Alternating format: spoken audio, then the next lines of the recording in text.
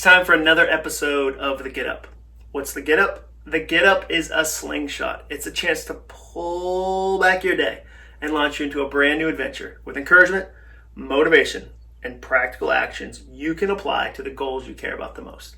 Today, I'm going to teach you two people you need to know ASAP. Two people you need to be connected to. Now, the first person, you're probably going to think, oh, of course, like I knew that, that's obvious, but the second person? That one's going to catch you off guard. You're not going to see the second person coming. First person, you go, yeah, everybody knows that. Second person, though, most people have no idea that this person's important. Let's talk about the first person. You need to be connected to somebody 10 years or 20 years ahead of you in whatever it is you care about. You need to know somebody who's 10 years or 20 years further down the path than you are. And that could be in any category of life. That could be in your marriage. That could be in your parenting. That could be in your career. That could be in your craft. And it needs to be more than one person. I think sometimes when we look for a mentor, we look for one person that's perfect, and that's just not going to happen.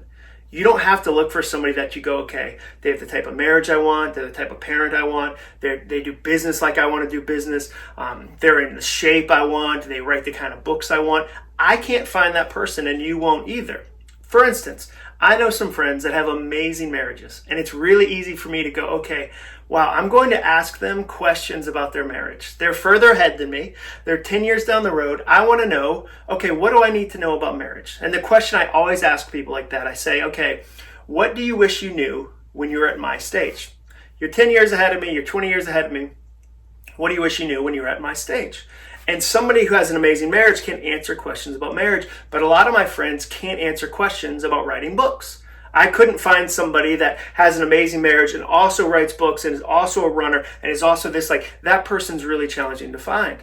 So instead I go, okay, these are my friends I ask questions about marriage. These are my friends I ask questions about books. These are the questions I ask from friends that are CEOs. I'm a CEO. I run my own business. There's a lot of my friends who have amazing marriages, but they're not CEOs, so I can't ask them the same kind of questions that I could ask a CEO. So I like to build a team of advisors and ask those questions. Okay, you're 10 years ahead of me. You're 20 years ahead. What do you wish you knew when you were at my stage? Let's say you asked me that. Maybe you said, John, you know what? I want to write books. I want to be an author like you are. What do you wish you knew 10 years ago? And I tell you, I wish I'd put more of a focus on email. Looking back on my career, I feel like I got really stuck and really kind of hypnotized by the shininess of social media. I really overfocused on Twitter and Instagram and Facebook, and I really didn't build my email list. And now I can see, wow, it's really important as a way to serve people to have an email list where you can send consistent content, consistent reminders, and engage with people. So I would tell you, okay, if you asked me that question 10 years ago, I wish that I had focused more on email. That's what I would do. But what about the second person? I promised you probably wouldn't think about this person. I think the second person you need to be connected to is somebody 10 years or 20 years behind you. Somebody that's 10 years or 20 years down the road, somebody younger than you. Why do you need to be connected to this person? Because they're seeing things that you're not seeing. They're looking at life from a different angle than you are. I'll give you an example. One day I spoke at an event in Indiana. It was just outside of Indianapolis. It was a leadership event. It was a dinner event. So I sat down to dinner and a college student sat next to me. He was probably 20, maybe 21 years old. His name was Santiago. And he said to me, hey, do you have an app for your stuff? This is probably 8 or 9 years ago. He said, do you have an app for all your work? And I said, I don't. And he said, well, I built you one. And then he pulled out his phone and he showed me an app he had built around my content, and he suddenly had my attention. And we started to talk, and he told me this story I've never been able to forget. It's a story I tell companies all the time because it still kind of haunts me. He said, you know, when I was in college, I was a sophomore, and Indianapolis got to host the Super Bowl. That year we hosted the Super Bowl, and I knew tens of thousands of people were going to come to the city that had never been there before. They didn't know Indianapolis. So I decided to design two apps, one about Indianapolis nightclubs and one about Indianapolis restaurants. And he realized, though, the apps are great, they work really well, but nobody knows about them. I need to get some PR. I need to get the word out. But he was a college student. He couldn't afford to get a big national media campaign. He couldn't afford to hire a PR company. So he thought for a second, decided, okay, I know what I'm going to do. He went to a website where you can hire somebody to do creative projects for really, really cheap. The world is full of those. It was a site where it was $5 an hour to do a project, and people from around the world would work on them. And he said, look, I need somebody to find me 50 reporters.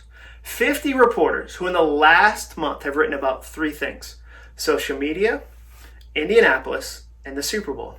And I want you to find me their last 10 articles, their last 10 tweets, their email address. I want you to build a dossier for me. And so that's what somebody did.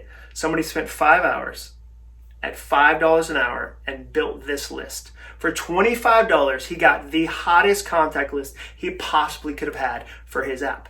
This amazing collection of people that would be interested and were influential. So then he said, okay, I'm going to write a letter, like a fill-in-the-blanks letter, almost like a form letter that says, Dear so-and-so, I recently saw your article about such and such. I'd love to tell you about my new app.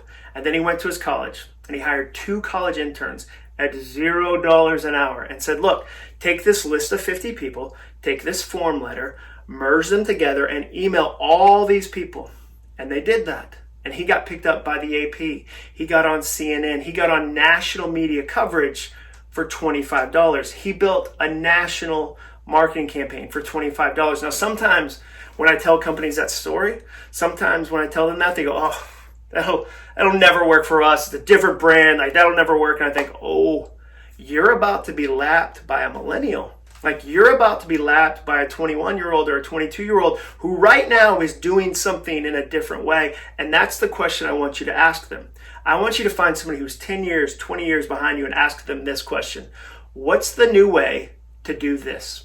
Take your this, a problem, a product launch, an idea, and say, hey, what's the new way to do this? Here's this thing I want to do. How would you do it? And here's why that question matters. I'm 44 years old. I grew up in the old way. For me to even do the new way means I first have to unlearn the old way.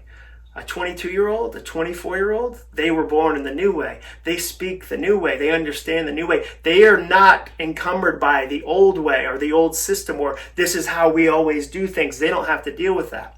So if you look up in a leadership meeting, like maybe right now at your company, if you look up and everyone in the room is the same exact age with the same exact type of experience, be careful.